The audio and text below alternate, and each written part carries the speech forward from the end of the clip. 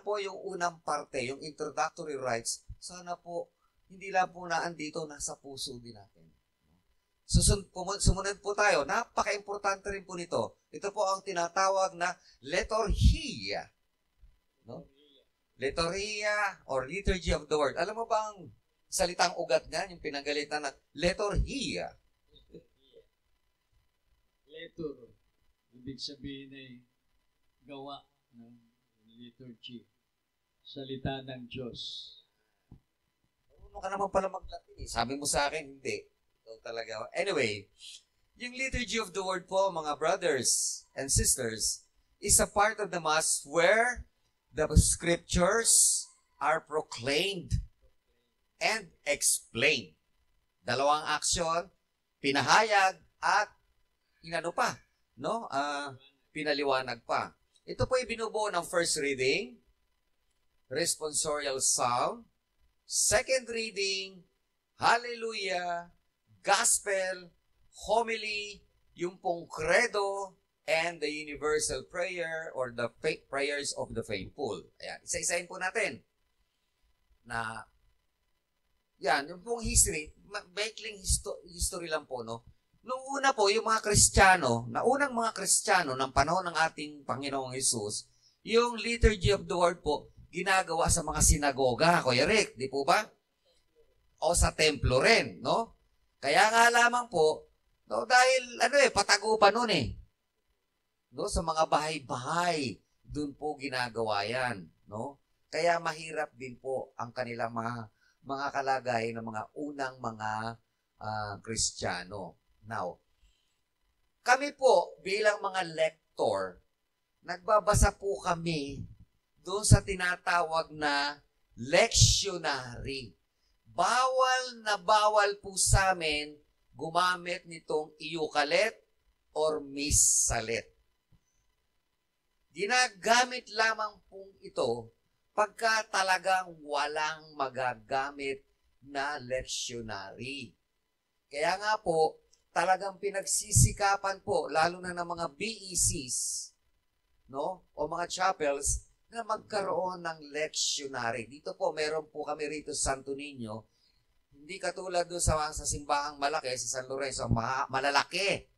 Dito po, hindi naman kalakihan, pero nababasa naman po. Doon po talaga tamang nagbabasa. Ano naman po yung Evangeliarium? Yan po yung tinatawag na Book of Gospel na dala-dala ng mga LCM, mga lectors papunta sa altar. At doon po nagbabasa ang ating mga pare. Ayan. Gospel. Now, katulad po ng nabanggit natin, pagka weekdays po mga kapatid, may first reading, may psalm reading, walang second reading. No? Wala po. Yun lang po ang ginagawa. Pag Sunday naman po, no, merong second reading. Yung pong nabanggit namin kanina ng mga year, no, tapos yung cycle 1, kanina po na-discuss na natin yan. Dagdagan lang po natin, yung pong second reading, yung pong first reading, at saka psalm reading, ay related po yan sa gospel. Tatandaan po natin. Ito po. Samantalang ang second reading po ay karaniwan kinukuha sa letters of St. Paul or epistles of St. Paul, no? And usually, at may sarili po siyang tema. Hindi katulad po ng first salmo at ng gospel, sila po ay meron pong relevance sa isa't isa. Yan. Dugtong-dugtong. Now, ano ba yung ambo, Kuya Rick? Sige nga, paki-explain mo nga. So, diyan po binabasa ang salita ng Diyos. Wala pong binabasa diyang iba kundi salita ng Diyos. Kaya ambo, ibig sabihin mountain, umaakyat, to go up. Kaya ang mga lektor umaakyat pa dyan sa ambo para magbasa. Noong panahon ng Kastila, wala pang microphone. Yung ginagamit kasi yung pulpito. Pag nagbabasa ng gospel ng pare, Na sa ganon, marinig ng lahat ng nagsisimba hanggang sa kadulo-duluhan ng simbahan. Nasa itaas yung pare, pulpito ang tawag. Ano po? Pero dito, ambo. Hindi po lectern, ang lectern po movable. Ang ambo, fix. Ano po? Ang lectern po, yung mga ganyan, hindi na iusod-usod. Ang ambo dapat fix, hindi na nauusod. So, yun po yung kaibahan ng dalawa. Ayan. So, dapat po maging maliwanag, no? At kung mapapansin niyo po, ang lectern, kung nakaharap, laging nasa kanan ng altar. Mapapansinin niyo po yon. At sabi nga, nakapix yan. Di dapat ginagalaw. Pero yung lectern, kung saan tumatayo po ang commentator, pwede pong galawin ng galawin. Okay. At sabi nga na, kaya po nakataas yan, kasi nung unang panahon, pag nangangaral ang Panginoon, nasa mataas, nasa burol, sa bundok, o naando sa bangka. So, lagi siyang nakaangat para madinig ng tao. Yan. First reading. Karaniwan po, pag tinignan nyo ito pong inyong mga misalet, meron pong mga italics dyan. Sa pagsisimba po natin sa misa, hindi na po binabasa yan. Diretso na kagad. No? Pagbasa mula sa unang sulat ni Apostol San Pablo sa mga taga-Korinto. Hanggang doon lamang. Yan.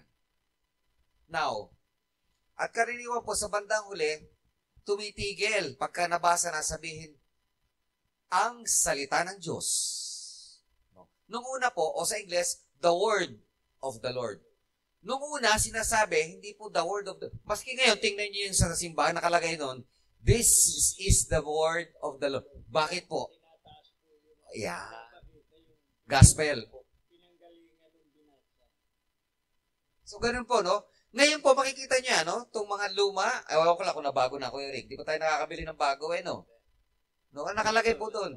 This is the word of the Lord. Kasi nung unang panahon po, tinataas yung lectionary.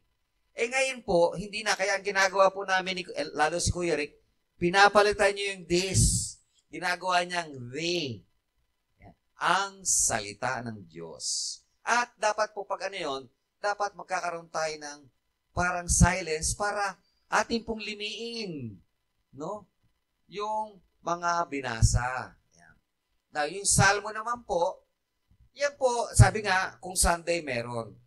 Karaniwan po, dapat po siya inaawit. Di ba, Kuya Rick? Inaawit. Kaya nga po, salmo. Awit. No? Kaya nga, sa Bible na Tagalog, ang tawag po dyan, awit. Tama ba, Eric? Oh, pero salmo sa English. No? And then, syempre may response, di po ba? Ano ginagawa natin? Nakatunganga. Nakikinig. Hindi po nga, sabi natin, active participation. No? Kasi ito po yung encountering natin kay Lord. And therefore, pag umaawit at may response, awit din tayo. Hindi yung nakanganga, nakatingin, nakayuko, awit. Yan. Second reading. Katulad nga po ng sinasabi ko sa inyo, no? Tuwing Sunday lamang ito at may sarili po siyang tema. Hindi po siya connected or related sa gospel. Yan. And then susunod po yung Alleluia.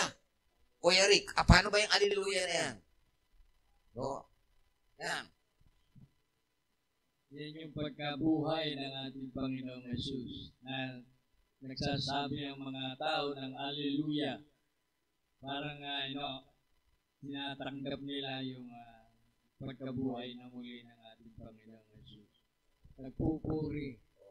Kasi nga po, bago po na mag-gospel, mag-Alleluia tayo. Tayo tumatayo. So we are acknowledging the Lord God. No, we are, sabi nga, all hail to Him who is. Kaya po sinasabi nga nung Alleluia, all hail to Him who is. Halel daw. Sorry ka, pasensya na. Kapampangan daw sabi. Kaya halel. Now, pagka naman po Lenten season, wala pong ganun. No? Walang hallelujah. Karena inaawit din po ito ng choir, no? Instead, acclamation po, binabasa lamang. Tandaan po natin, pagka Lent, no, Quaresma, walang gospel or walang hallelujah. Walang hallelujah, gospel acclamation lamang. Gospel, ito na.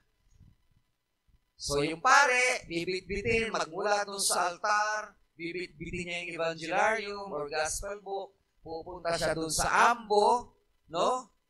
Tapos nag-aalleluya nga tayo, iniinsensuhan,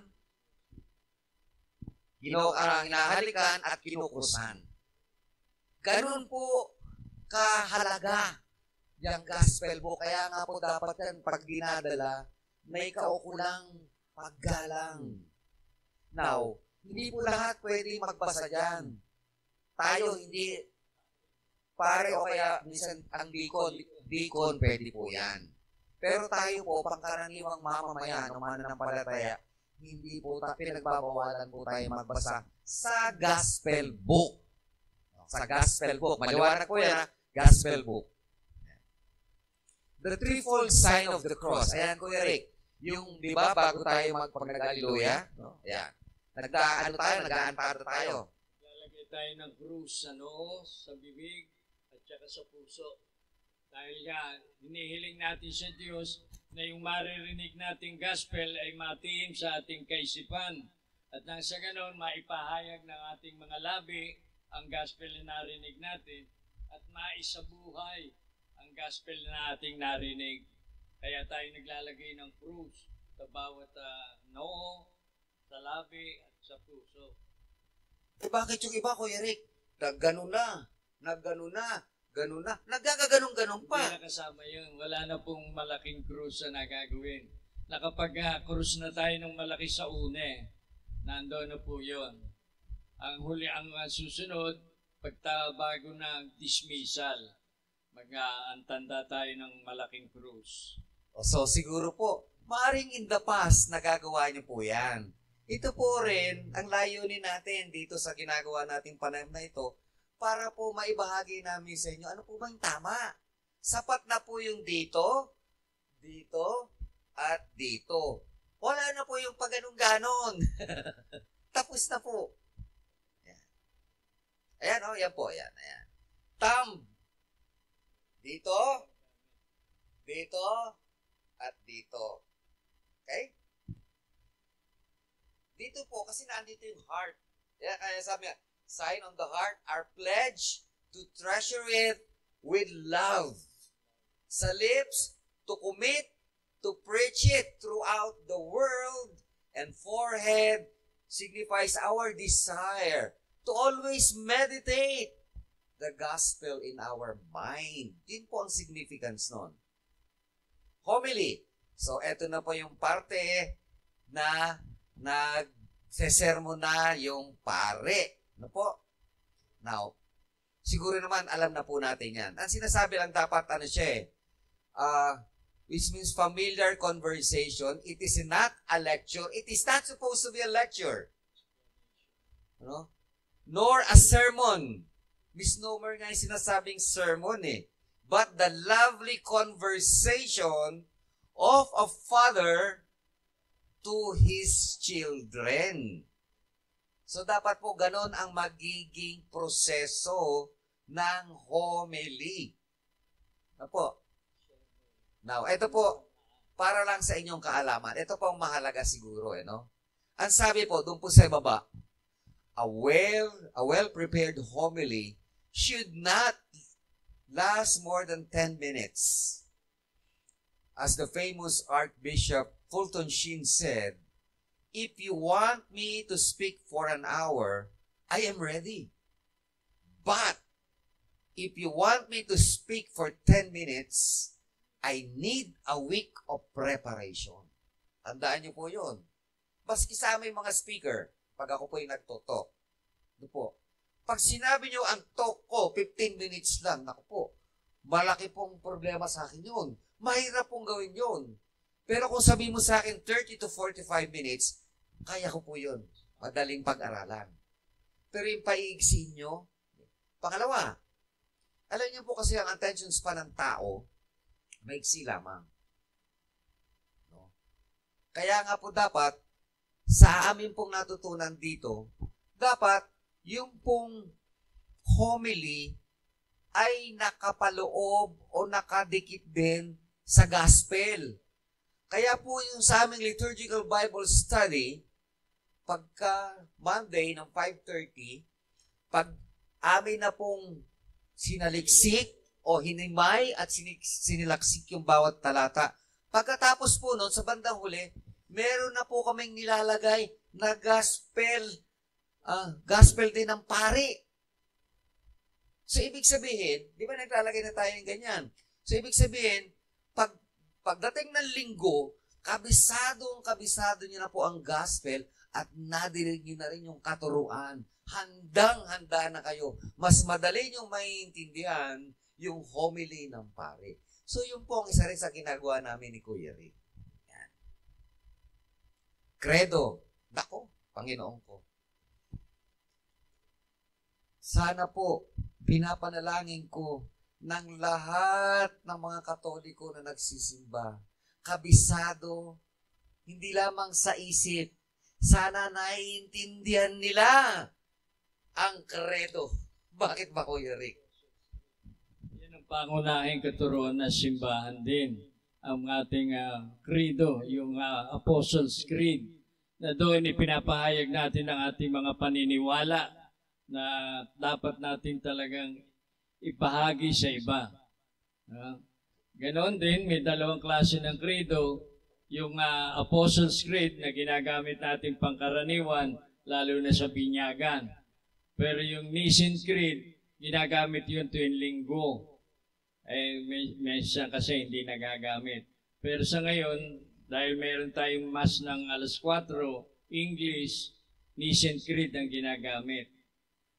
So, ang ibig sabihin lang po ni Kuya Rick, pagka yung pong mga ordinary season, karaniwang panahon, no, mga linggo, ganyan, dapat po, ang ginagamit natin ay Nicene Creed. Hindi natin ginagawa yun. Ang ginagamit lang natin, puro Apostles' Creed. Now, bakit? No? Ay, huwag po kaming tanongin nyo. Tanongin po natin yung ating pare. Kasi tandaan po natin, sa isang parokya, yung pari pa rin po ang nasusunod. Tayo po ay sumusunod lamang sa kanya. Ang sinasabi po namin, ito po, itong ginagamit po namin ito, pari din po nagsulat, hindi po kami, ha? Hinango lang namin po doon sa katuruan niya. Ayan. So magkakaiba po yung Apostles' Creed at Nicene Creed. Ang nauna po kasi yung Apostles' Creed, no?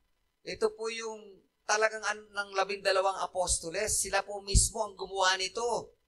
At sabi nga, di ba, Kuya Rick, dahil lang ang patago-tago noon, pag nagdiriwang ng misa ang mga naunang mga Kristiyano, para malaman, hindi ka basta-basta makakapasok doon sa mga bahay-bahay nila. Kailangan, nung panahon na may password na po. May password. At ang password po noon ay yung Apostles' Creed. Yan. Dapat po, naintindihan natin yan. Yung Nicene Creed naman po, kailan lamang ito? Nung magkaroon ng pagpupulong, Kuya Rick, no? Sa Nicaea noong 325 AD. 325 AD. Ano? Domini. Yung iba sinasabi nila, after death. Mga kapatid, mali po yun. Ano, Domini? Ibig sabihin po, the year of our Lord. Noon hanggang ngayon is still the year of our Lord. When you say after death, iba pong ibig sabihin noon. So please, Catholics, dapat alam niyo po yung pagkakaiba ng Anno Domini. After death, at the Anno Domini. Yan, okay po. Ang susunod po doon ay universal prayer or tinatawag na prayers of the faithful. Now, ito po ay general intercessions, no? Meron naman po tayong sinusunod na ano dyan, na order o pattern.